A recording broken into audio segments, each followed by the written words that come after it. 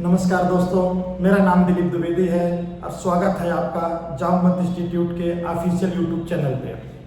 दोस्तों, आज मैं आप सबको यह बताना चाहता हूं कि मैंने अपने कोचिंग का नाम, अपने इंस्टीट्यूट का नाम जामवंत क्यों रखा। मेरे प्यारे दोस्तों, आपको यह नाम सुन करके लग सकता है कि नाम थोड़ा ट्रेडिशनल है, थोड़ा सा ओल्ड है, या ये कैसा नाम हुआ कोचिंग का कि कोई जामवंत के नाम से कैसे रख सकता है।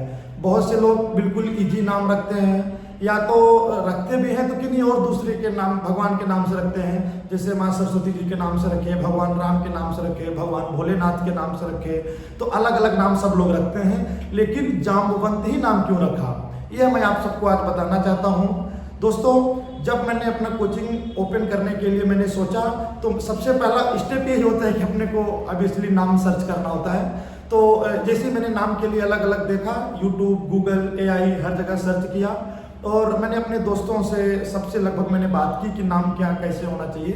तो सबने लगभग मुझे यही बोला कि नाम ऐसा रखना जो बिल्कुल आसान हो, लोगों के मुंह पे बिल्कुल आसानी से याद हो जाए, माउथ पब्लिसिटी अच्छी होनी चाहिए उसके लिए, है ना, बच्चे सब लोग आसानी से समझ पाएँ, है ना, अपनी कोचिंग से या इससे कुछ रिलेट हो।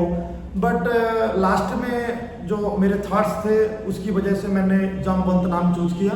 तो आज मैं वही आपसे शेयर करना चाहता हूँ, मैं आपको बताना चाहता हूँ कि मैंने जामवंत नाम ही क्यों रखा। दोस्तों, आप सब लोग जामवंत जी के नाम से परिचित हैं, सबने कोविड में रामायण देख रखी है और बहुत अच्छे से आप लोग उनको जानते हैं। अपने जो सुंदरकांड की पहली चौपाई है वो भी उनके नाम से स्टार्ट होती है कि जामवंत के वचन सुहाए, सुन हनुमंत हृदय अति भाए। तो मेरे प्यारे दोस्तों, यही जामवंत जी हमारी प्रेरणा का स्रोत है। ये सिर्फ एक नाम नहीं है, इसके पीछे गहरा दर्शन छुपा हुआ है, गहरी फिलॉसफी छुपी हुई है। ये हमेशा हम लोगों को मोटिवेट करती है, हमें, हमारे छात्रों को, सबको। तो इसके पीछे की जो थिंकिंग है, इसके पीछे की जो फिलॉसफी है, आज मैं वो आप सबसे बताना चाहता हूँ। मेरे प्यारे दोस्तों, आप सब लोगों को लगभग रामायण मालूम है, लगभग रामायण की स्टोरी मालूम है। उसमें सब लोग अलग अलग भगवान श्री राम जी के बारे में, माता सीता के बारे में, लक्ष्मण जी के बारे में, हनुमान जी के बारे में, भरत जी, कुंभकर्ण, रावण, मंदोदरी, विभीषण, सबके बारे में बात की गई है कि सबने क्या अच्छा किया, क्या गलत किया, ऐसा होना चाहिए, जो भी सारी चीजें हैं, सारी चीजें बात की गई हैं। परंतु जामवंत जी के बारे में लगभग कोई भी बात नहीं करता है कि उनका रोल क्या था, क्या चीजें थी। तो उनके रोल से ही जो मेरा मोटिवेशन है जामवंत रखने का, उनके रोल से आया है। दोस्तों, आप सबको यह बहुत अच्छे से मालूम है कि जब माता सीता की खोज के लिए सभी वानर लोग निकले, जिसमें हनुमान जी, अंगद, नल, नील, जामवंत जी इत्यादि सब लोग थे। ये सब लोग जब सागर के किनारे पहुंचे, महासागर के तट पर पहुंचे, तो इन सबको मालूम था, संपाति ने बता दिया इन सबको कि जो माता सीता है इस सागर तट से 100 कोस दूर पे समुद्र के बीच में एक लंका नाम की नगरी है, तो वहां पर वो विराजमान है, वहां पर रावण उनको लेके गया है। दोस्तों, सबको लक्ष्य मालूम है, सभी वानरों को मालूम है कि माता सीता जी लंका में है, वो यहाँ समुद्र तट से 100 कोस दूर में है। लक्ष्य सबको मालूम है, लेकिन साध्य किसी को नहीं मिल रहा। दैट मीन्स कैसे जाना है, कैसे समुद्र में पार करना है, कैसे सागर में जाना है, ये किसी के पास कोई सोल्यूशन नहीं है। पहले के टाइम पे तो अपने पास आजकल है, बोट है, नाव है, जहाज है, एरोप्लेन है, बहुत सारी चीजें हैं, पर ऐसा एंशिएंट टाइम में तो होता नहीं था। अपने पास ऑब्वियसली पहले कुछ भी नहीं था। तो सब लोग अलग अलग, जितने भी वानर लोग थे, अंगद, नल, नील इत्यादि, सब लोग बोलते हैं कि भैया मैं नहीं जा पाऊंगा। ओके, तो सब लोग देखते हैं कि हनुमान जी हैं, उनके पास सारी शक्तियां हैं, उनको सब कुछ मालूम है, वो कुछ भी कर सकते हैं, सबको मालूम भी है। लेकिन हनुमान जी एक किनारे में चुपचाप खड़े हुए हैं शांति से। तो दोस्तों, उनको चुपचाप खड़े हुए देख करके जामवंत जी जाते हैं उनके पास, सबको लेकर के, और उनको उनके बारे में बताते हैं कि आपका जन्म किस लिए हुआ है, आपका बर्थ किस लिए हुआ है, इस धरती पे आने का आपका मोटिव क्या है, आपके लाइफ का उद्देश्य क्या है, ये जामवंत जी उनको बताते हैं। उनके बचपन की कहानियां सुनाते हैं कि हनुमान जी आप क्या थे। आप सब लोगों ने हनुमान अष्टक सुन रखा है कि बाल समय रवि भक्त चलियो तब तीनों लोक भयो अंधियारो, ऐसा करके सारी चीजें बताते हैं कि हनुमान जी आप क्या थे, आपके अंदर क्या क्या शक्तियां हैं, आप क्या क्या कर सकते हो, आप सब कुछ कर सकते हो, जो आप सोचोगे वो कर सकते हो। ऐसा कोई भी, एक अच्छी बहुत चौपाई है किष्किंधा कांड के लास्ट में आती है कि वो बोलते हैं कि कवन सो काज कठिन जग माही, जो नहीं हो तात तुम पाही। अर्थात जामवंत जी से कहते हैं कि हनुमान जी आपके पास ऐसा कोई भी कार्य नहीं है, कोई भी काम नहीं है जो आप नहीं कर सकते हो। तो ये सब सुन करके हनुमान जी मोटिवेट हो जाते हैं। हनुमान जी को अपने सारी चीजें याद आ जाती हैं कि हमें क्या करना चाहिए, मैं क्या क्या कर सकता हूँ। फिर उसके बाद की सारी कहानी आपको मालूम है कि हनुमान जी लंका में जाते हैं, लंकिनी को मारते हैं, है ना, और लंका दहन करते हैं, आके भगवान राम जी को बताते हैं, समुद्र पे सेतु बांधा जाता है, रावण वध होता है, मेघनाथ कुंभकर्ण, सारी कहानी आपको मालूम है। लेकिन मेरा मानना यह है कि अगर जामवंत जी हनुमान जी को मोटिवेट नहीं करते, हनुमान जी को ये नहीं बताते कि ये आप क्या कर सकते हो, आपकी एबिलिटी क्या है, अगर वो उनकी एबिलिटी के बारे में नहीं बताते तो शायद ही हनुमान जी लंका में जाते, शायद ही वो आकर के भगवान राम जी को बताते। तो जिस परिप्रेक्ष्य में अपनी कहानी हुई है, जैसी रामायण हुई है, उस हो सकता है कि नहीं घटती। हालांकि भगवान सर्व सामर्थ्यवान है, किसी न किसी तरह से कोई ना कोई मार्ग निकाल लिया जाता है, भगवान लीला कर रहे हैं, पर फिर भी जिस तरह से रामायण की घटना हुई है शायद ही उस तरह से नहीं हो पाती। तो मेरे प्यारे दोस्तों, यही जाम्बवंत जी हमारी प्रेरणा का स्रोत हैं। इन्हीं से ही हमें, हमारे सारे छात्रों को, इनको मोटिवेशन मिलता है।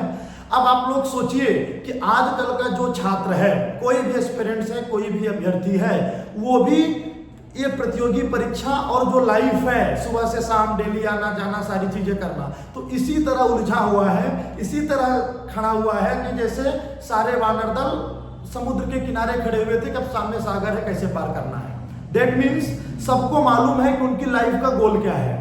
सब लोग कुछ ना कुछ करना चाहते हैं, कोई CSIR नेट करना चाहता है, SSC, PSC, UPSC, जो भी जिंदगी के आपके गोल्स हैं, सब लोग क्वालिफाई करना चाहते हैं, परंतु लक्ष्य सबको मालूम है, लेकिन हमसे मैनेज नहीं हो रहा है। हमारी डेली लाइफ ऐसी है, हम ये काम कर रहे हैं, हम ये काम कर रहे हैं, हम कर नहीं पा रहे हैं, बहुत सारी चीजें हैं, और सबको यही लगता है कि हम जेन्युइन काम कर रहे हैं जो भी कर रहे हैं।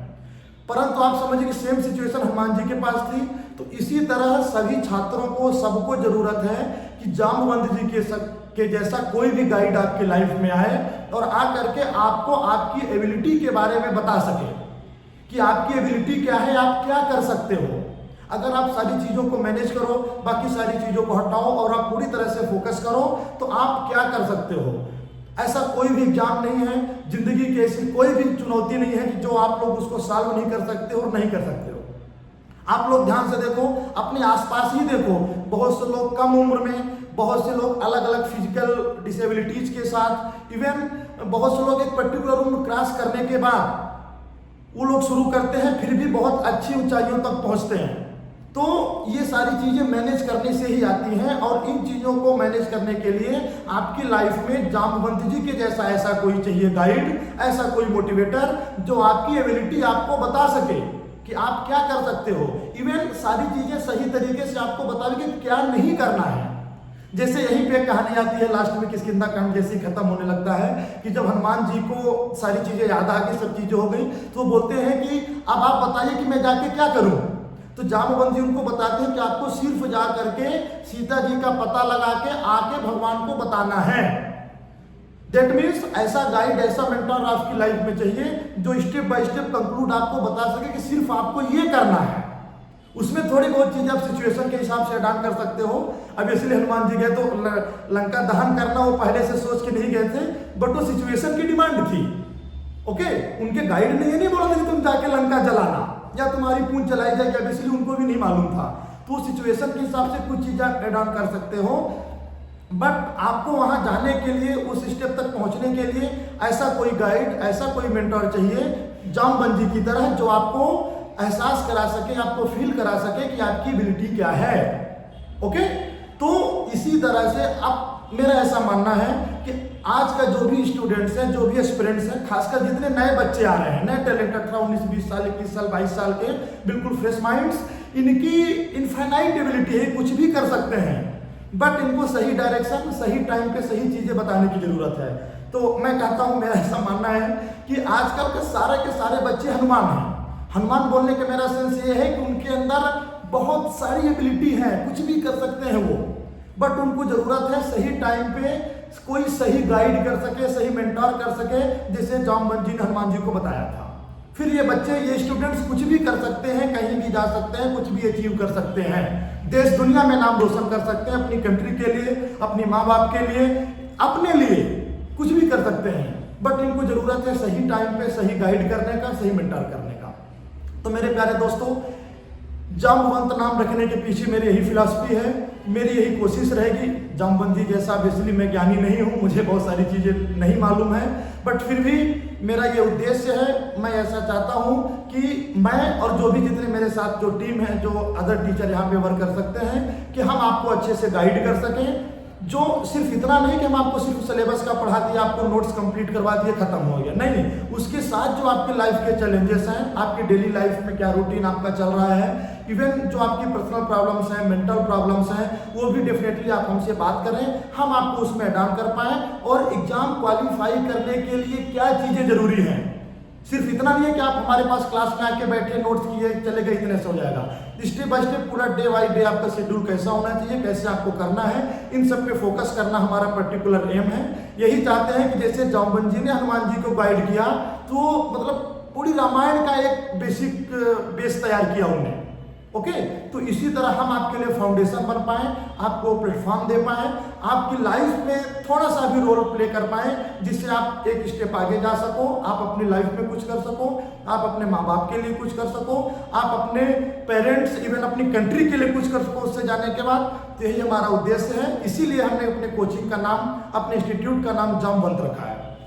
ओके, तो आई थिंक आप सब लोग समझ गए होंगे, हालांकि ये नाम अलग है थोड़ा सा, बट इसके पीछे यही फिलॉसफी यही है कि अगर किसी भी स्टूडेंट्स को सही टाइम पे सही मार्गदर्शन मिलता है तो वो कुछ भी कर सकता है।